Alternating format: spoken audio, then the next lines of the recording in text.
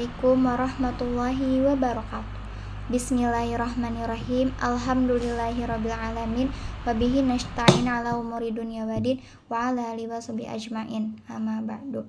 Alhamdulillahirrabbilalamin. Segala puji bagi Allah yang telah memberikan kuasanya kepada kita semua dan kepada saya, sehingga saya dapat menyelesaikan tugas video Ulumul Al-Quran dan perkembangannya. Salawat serta salam semoga selalu tercurahkan kepada Habibana wa Nabiyana Muhammad Sallallahu Alaihi Wasallam, kepada keluarganya, sahabatnya, dan kepada kita selaku umatnya sampai akhir zaman. Amin ya rabbal alamin. Yang saya hormati Ibu Lilis Karyawati MAG selaku dosen pengampu mata kuliah Ulumul Al-Quran, dan teman-teman yang saya banggakan, teman-teman kelas 2C yang saya banggakan. Pertama, apa sih Ulumul Al-Quran? Secara bahasa, kata ulumul berasal dari bahasa Arab ulum, jamak dari kata ilmu, kata yang berarti menguasai, al-fahmu wal-idrak, menguasai. Kemudian arti kata ini berubah menjadi permasalahan yang beraneka ragam yang disusun secara ilmiah. Jadi yang dimaksud dengan ulumul Quran ialah ilmu yang membahas masalah-masalah yang berhubungan dengan Al-Quran dari segi asbabun nuzulnya atau sebab-sebab turunnya Al-Quran,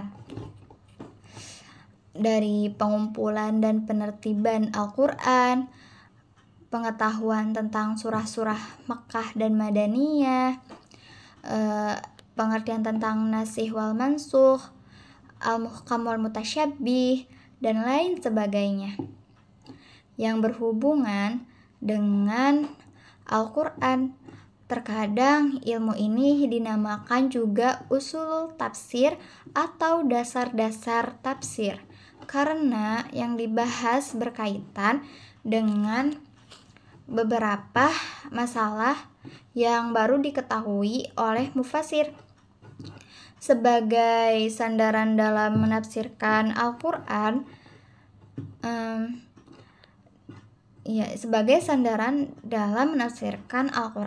selanjutnya ada objek pembahasan ilmu Al-Quran, dibagi menjadi 3 bagian, yaitu pada masa Rasulullah SAW, yaitu sejarah dan perkembangan ulumul Al-Quran, pengetahuan tentang Al-Quran, dan metodologi penafsiran Al-Quran. Yang pertama yaitu sejarah dan perkembangan ulumul Al-Quran, dibagi menjadi beberapa fase di mana tiap-tiap fase menjadi dasar bagi perkembangan menuju fase selanjutnya, hingga ulumul Quran menjadi sebuah ilmu khusus yang dipelajari dan dibahas secara khusus.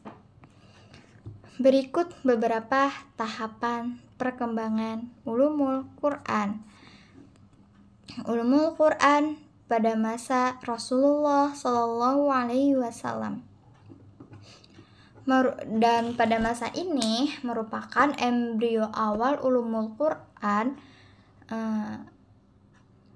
berupa penafsiran ayat-ayat Al-Quran secara langsung dari Rasulullah Shallallahu Alaihi Wasallam kepada para sahabat. Begitu pula dengan antusiasme para sahabat dalam bertanya tentang makna suatu ayat, menghafalkan dan mempelajari hukum-hukumnya.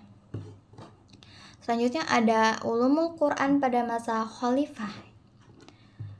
Tahapan perkembangan awal embrio ulumul Quran melalui perkembangan pesat pada masa khalifah ini, diantaranya dengan kebijakan-kebijakan para khalifah, seperti Khalifah Abu Bakar dengan kebijakan pengumpulan Al-Quran, pengumpulan atau penulisan Al-Quran yang pertama kali diprakarsai oleh Umar bin Khattab dan dipegang oleh Zaid bin Sabit. Jadi Umar bin Khattab ini sangat berpengaruh pada masa Abu Bakar. Dan selanjutnya ada Utsman radhiyallahu anhu dengan kebijakan menyatukan kaum muslimin pada satu mushaf, dan hal itu pun terlaksana. Mushaf ini disebut mushaf imam atau salinan-salinan mushaf. Ini juga dikirimkan kepada beberapa provinsi. Penulisan mushaf tersebut dinamakan Ar-Rasmul Utsmani atau mushaf yang disandarkan atau dinisbahkan kepada Utsman bin Affan. Dan ini dianggap sebagai permulaan dari ilmu rasmil Quran. Selanjutnya pada masa Khalifah Ali radhiyallahu anhu, dengan kebijakan perintah kepada Abu Aswad ad-Du'ali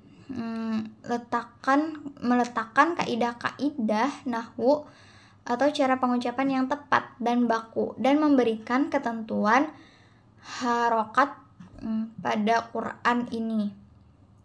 Juga disebut sebagai permulaan ilmu i'rabil Quran. Dan Al-Quran pada masa sahabat dan tabi'in, para sahabat senantiasa melanjutkan usaha mereka dalam menyampaikan makna-makna Al-Quran dan penafsiran ayat-ayat yang berbeda. Di antara mereka sesuai dengan kemampuan mereka yang berbeda-beda dalam memahami, dan karenanya ada perbedaan dalam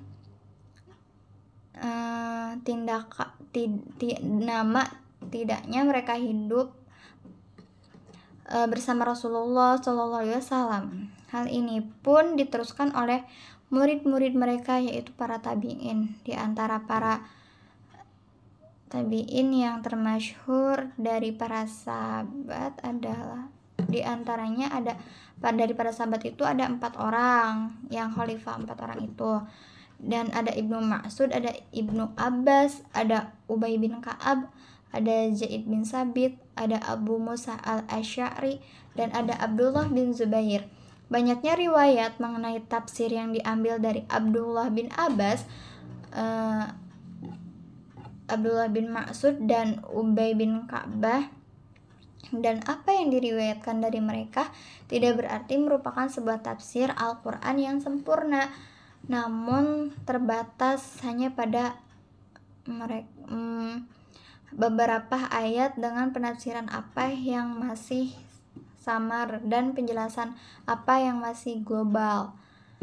Dan selanjutnya ada peran tabi'in dalam Al-Quran atau pada masa tabi'in, dan tokohnya itu mengenai para tabi'in. Di antara mereka ada satu kelompok yang terkenal yang mengambil ilmu ini dari para sahabat, di samping mereka sendiri bersungguh-sungguh atau melakukan ijtihad dalam menafsirkan ayat yang terkenal. Di antara mereka diantaranya murid Ibnu Abbas di Mekah yang terkenal ialah Sa'id bin Zubair, salah satunya itu. Dan ada murid Ubay bin Ka'ab di Madinah, salah satunya Zaid bin Aslam. Dan selanjutnya ada Abdullah bin Mas'ud di Irak, muridnya yang terkenal adalah Alqamah bin Qais, Hasan al-Basri, Alqamah bin Qais dan Hasan al-Basri salah satunya. Masa pembukuan dan selanjutnya ada masa pembukuan atau tadwin. Perkembangan selanjutnya dalam ulumul Quran adalah masa pembukuan atau tadwin. Ulumul Quran yang juga melewati beberapa perkembangan, di antaranya pembukuan tafsir Al-Quran menurut riwayat dari hadis dan sahabat pada abad kedua Hijriah. Dimulailah masa pembukuan, yaitu pembukuan hadis dengan segala babnya yang bermacam-macam.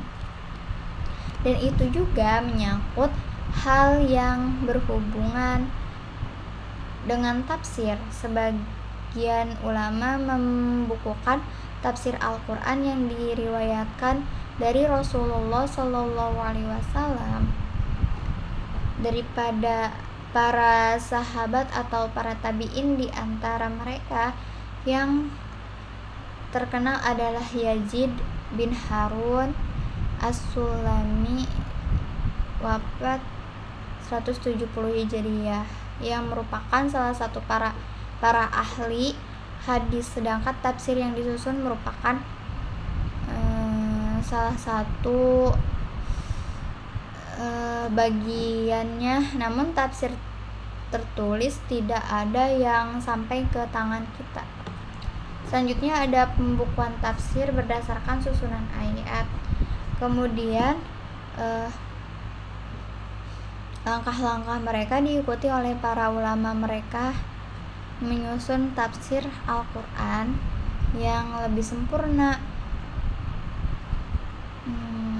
berdasarkan susunan ayat, dan yang terkenal di antara mereka adalah Ibnu Jarir At-Tabari yang wafat pada 310 Hijriah.